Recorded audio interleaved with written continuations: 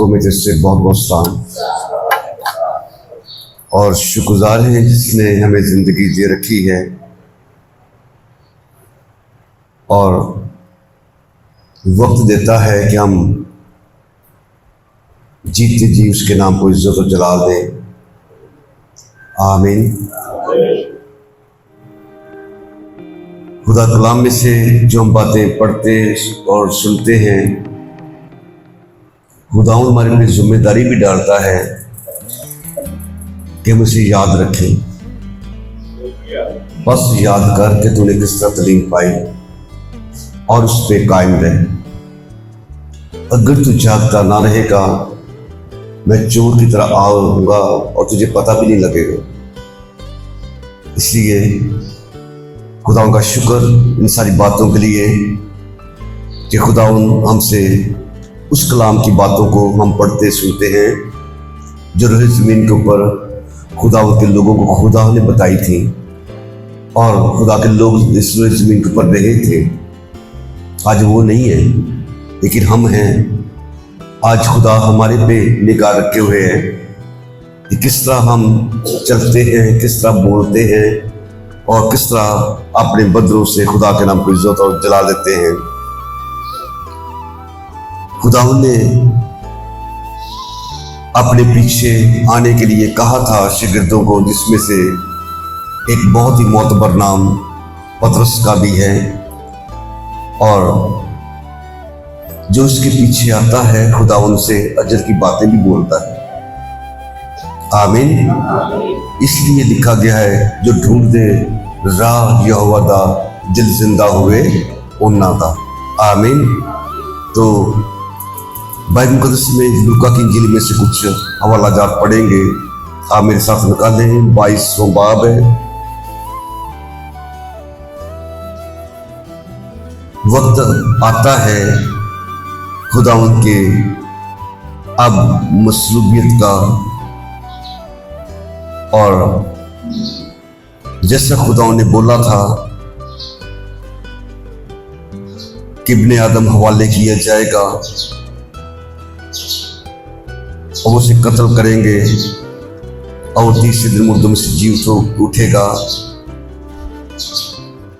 तो कुछ आयतों को बीच बीच में पढ़ता जाऊंगा। मैं 14वीं आयत से मैं पढ़ूंगा लूका की इंजील। बाइबल में लिखा है, जब वक्त हो गया तो खाना खाने बैठा और रसूल उसके साथ बैठे। उसने उनसे कहा, मुझे बड़ी आरज़ू थी कि दुख सहने से पहले ये फसा तुम्हारे साथ खा लो। आमीन। तो खुदावंद ने अपने लोगों के साथ फसा का खाना खाया। 24वें आयत में लिखा गया है कि शागिर्दों में कुछ तकरार हुई और उनमें ये तकरार भी हुई कि हम में से कौन बड़ा समझा जाता है। उसने उससे कहा, गैर कौमों के बादशाह उन पर हुकूमत चलाते हैं जो उन पर इख्तियार रखते हैं। खुदावंद नेमत कहलाते हैं, मगर तुम ऐसे ना होना, बल्कि जो तुम्हें बड़ा हो है वो छोटे की मानद, और जो सरदार है वो खिदमत करने वाले की मानद बने।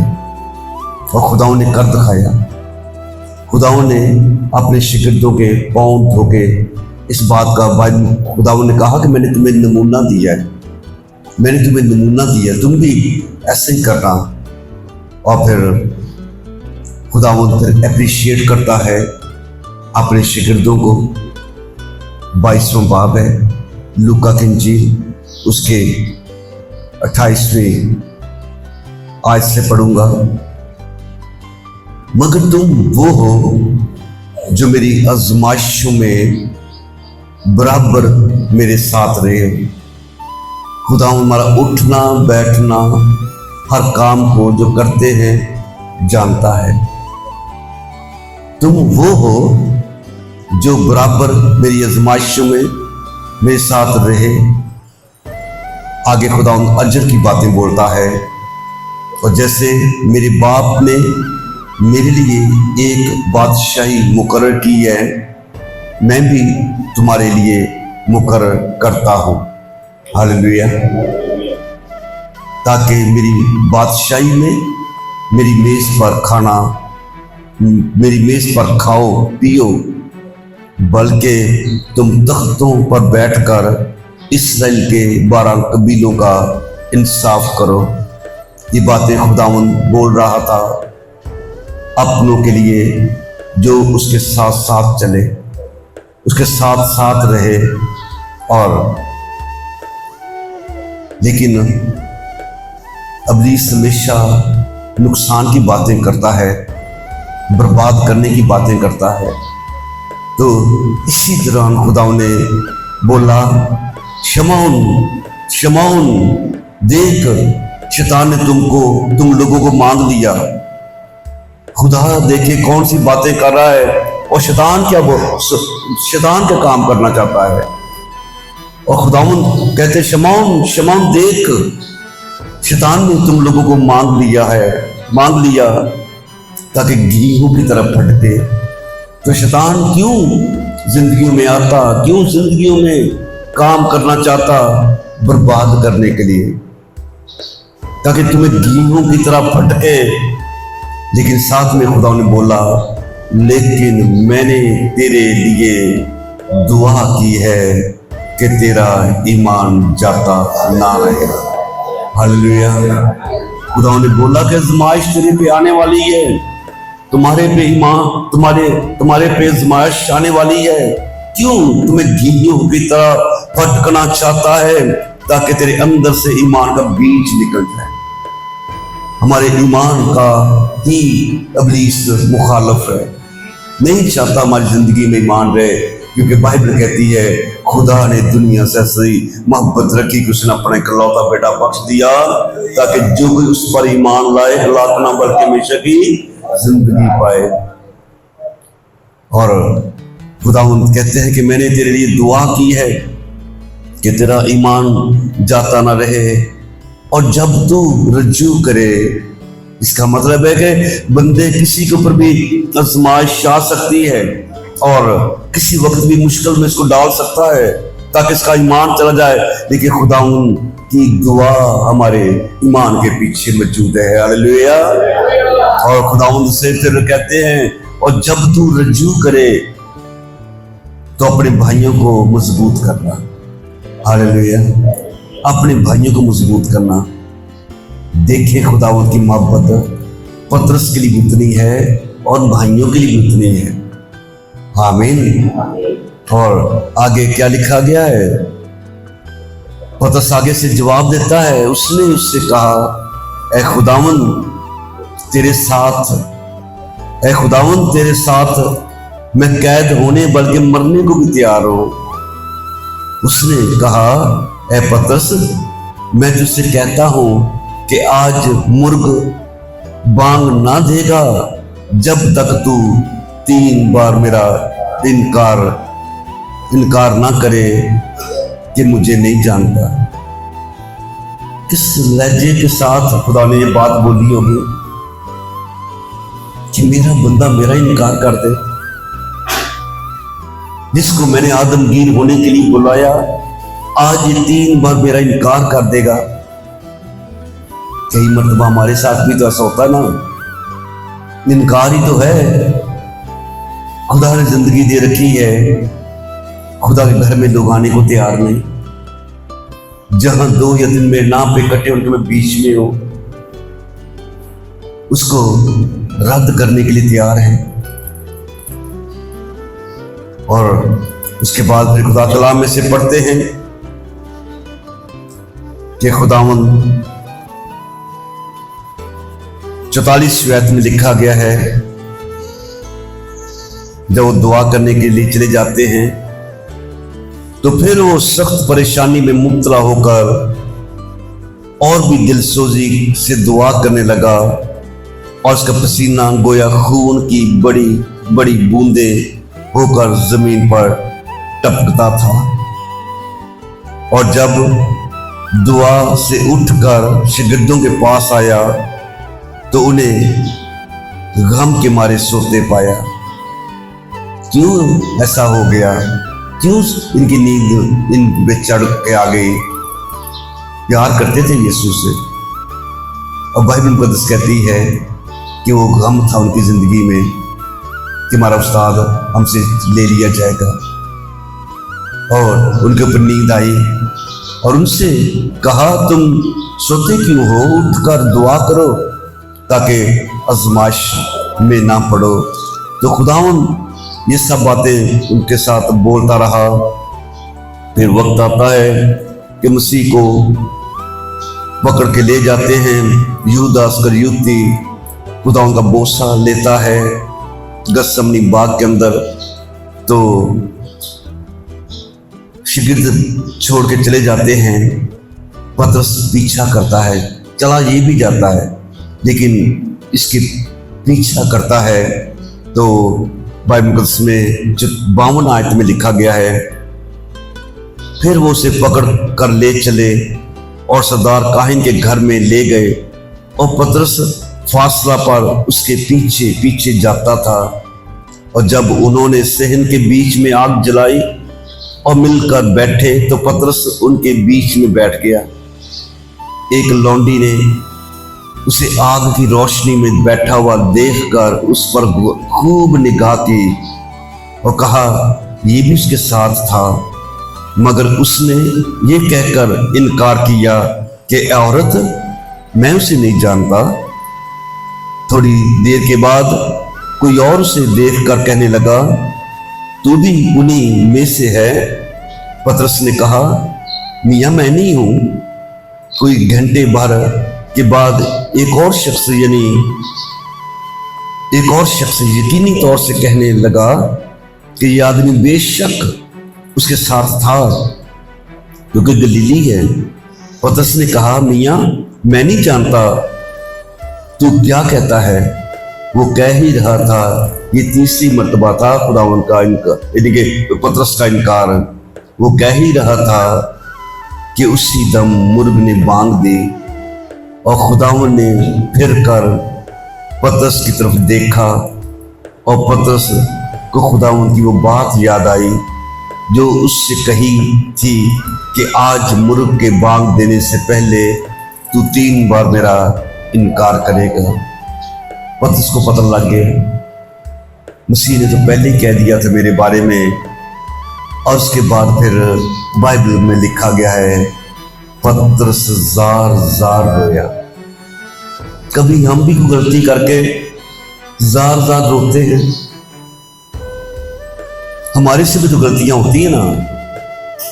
कभी हमारी आंखों में से भी आंसू बहते हैं, खुदावन देख मैंने क्या कर दिया, खुदा मुझे ऐसा नहीं करना चाहिए था, आज मैं दुआ नहीं कर सका, खुदा मुझे मुआफ कर दे, खुदा मेरे मुंह से ये बात गलत निकल गई, तू मुझे इसके लिए मुआफ कर दे।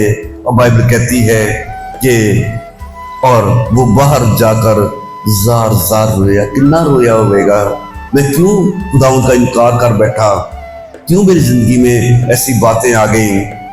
और खुदा ने इसके बारे में बोल दिया था कि जब तू मजबूत हो तो अपने भाइयों को मजबूत करना। हालेलुया। और फिर यही पतरस खुदावन तो आसमां पे चले गए, ये फिर मजबूत रहा, पहला वाइज पतरस करने वाला बन गया। बाइबल मुकद्दस में ईमान के साथ वो बोलने वाला बन गया। हैकल में जा रहे थे यूहन्ना और ये दोनों, पतरस जन्म का लंगड़ा वहां पे बैठा हुआ मिलता है, कुछ लेने की उम्मीद के साथ उनकी तरफ देखता है। पतरस ने कहा, चांदी सोना तो मेरे पास है नहीं। आज क्या किस तरह की खिदमत चल रही है, हर पादरी ने इको फिक्र रहा, हर बंदे ने इको फिक्र आ इन्ना माल इकट्ठा हो जाए, इन्ने डॉलर आ जाना, कोई अंग्रेज काबू आ जाए, 2-3 घर बन जाना, ऐ हो जाए वो हो जाए, सोना चांदी तो मेरे पास है नहीं। और इनके पास आता भी था, ऐसा नहीं कि इनके पास आता नहीं था, लोग जायदादें बेच बेच के इनके कदमों में रख देते थे और बाइबल कहती है कि ये उन्हीं में बांट दिया करते थे और उनमें कोई जरूरतमंद नहीं था और सब पे खुदा उनका बड़ा फजल था। हालेलुया। कोई लालच नहीं था इनकी जिंदगी में। और इसलिए तो फिर पतरस ने कहा कि चांदी और सोना तो मेरे पास है नहीं, मगर जो कुछ मेरे पास है वो तुझे दिए देता हूँ। यीशु मसीह नासरी के नाम से चल फिर और उसका दाहिना हाथ पकड़कर उसको उठाया और उसी दम उसके पांव और टखने मजबूत हो गए और वो कूद कर खड़ा हो गया, चलने फिरने लगा और चलता कूदता और खुदा की हम्द करता हुआ उनके साथ हैकल में गया। जब तू मजबूत हो तो अपने भाइयों को मजबूत करना। आज ऐसे ऐसे ईमान हमारी जिंदगी में खुदा देखना चाहता है कि हम ईमान के साथ बोले, लेकिन कौन बोलेगा जिन्हों लालच दुनियादारी दा नहीं होवेगा, जिन्हों सिर्फ इको गल की फिक्र होएगी कि मैं खुदावंद ने मुझे जिंदगी दी है, मैंने खुदावंद के लिए जीना है। यही ईमान के साथ भरा हुआ शख्स 9वें बाब में से पढ़ेंगे, अमाल किताब 32वीं आयत से। और ऐसा हुआ कि पतरस हर जगह फिरता हुआ, यही तो काम यीशु करता सी, वो भी फिरता था, खुदा हर जगह पर फिरता था, आसमान की बादशाह की बातें करता था। और मसीह के आसमान पे जाने के बाद बाइबल लिखा गया है, ऐसा हुआ कि पतरस हर जगह फिरता और मुकस्सों के पास भी पहुंचा जो लद्दा में रहते थे। वहां एननियास नाम एक मफलूज को पाया जो 8 बरस से चारपाई पे पड़ा था। पतरस उससे कहा, ए एननियास, यीशु मसीह तुझे शिफा देता है। हालेलुया। अब बाइबल मुकद्दस में लिखा गया कि उठ, पतरस उसे क्या बोलता, उठ अपना बिस्तर बिछा, और वो फौरन उठ खड़ा हुआ। हालेलुया। और बाइबल मुकद्दस में से आगे पढ़ते हैं कि जब याफा में एक शागिर्द थी तबीता नाम, जिसका तर्जमा हिरनी है, वो बहुत ही नेक काम और खैरात किया करती थी। उन्हीं दिनों में ऐसा हुआ कि वो बीमार होकर मर गई। उसे नहला कर बालाखाना में रख दिया गया और चूंकि लद्दा याफा के नजदीक था, शागिर्दों ने यह सुनकर कि पतरस वहां है, 2 आदमी भेजे और उसे दरख्वास्त की कि हमारे पास आने में देर ना कर। पतरस उठकर उनके साथ हो लिया। जब पहुंचा तो उसे बालाखाना में ले गए और सब बेवाएं रोती हुई उसके पास आ खड़ी हुई और जो कुर्ते और कपड़े हिरनी ने उनके साथ रहकर बनाए दिखाने लगी। पतरस ने सबको बाहर कर दिया। यही उसका मसीह करता था। जब यार की बेटी के घर पे गए थे, मसीह ने भी ऐसे किया था। पतरस ने सबको बाहर कर दिया, घुटने टेक कर। हालेलुया। घुटने टेक कर दुआ की, फिर लाश की तरफ मुतवज्जा होकर कहा, ए तबीता उठ। बस उसने आंखें खोल दी। जब तू मजबूत हो तो अपने भाइयों को मजबूत करना। मैंने तेरे लिए दुआ की है कि तेरा ईमान जाता ना रहे। और यही फिर पतरस जब खत लिखता है तो फिर क्या बोलता है, पाकला में से पढ़ेंगे। पतरस का दूसरा खत है जिसमें ये कहता है, खुदा का बंदा पहले बाब में शमन पतरस की तरफ से ये देखें मजबूत करने के लिए अपने खुदा के लोगों को क्या बोल रहा है। शमन पतरस की तरफ से जो यीशु मसीह का बंदा और रसूल है, उन लोगों के नाम जिन्होंने हमारे खुदा और मुनज्जी यीशु मसीह की रास्तबाजी में हमारा सा कीमती ईमान पाया। हालेलुया। जो ईमान पतरस की जिंदगी में था कीमती, वही हमारी जिंदगी में है। हालेलुया। तो फिर पतरस अपने लोगों, उन खुदाओं के लोगों को एक ही बात बोलता है, अपनी सारी फिक्रें उस पे डाल दो क्योंकि उसको तुम्हारी फिक्र है। हालेलुया। आमीन।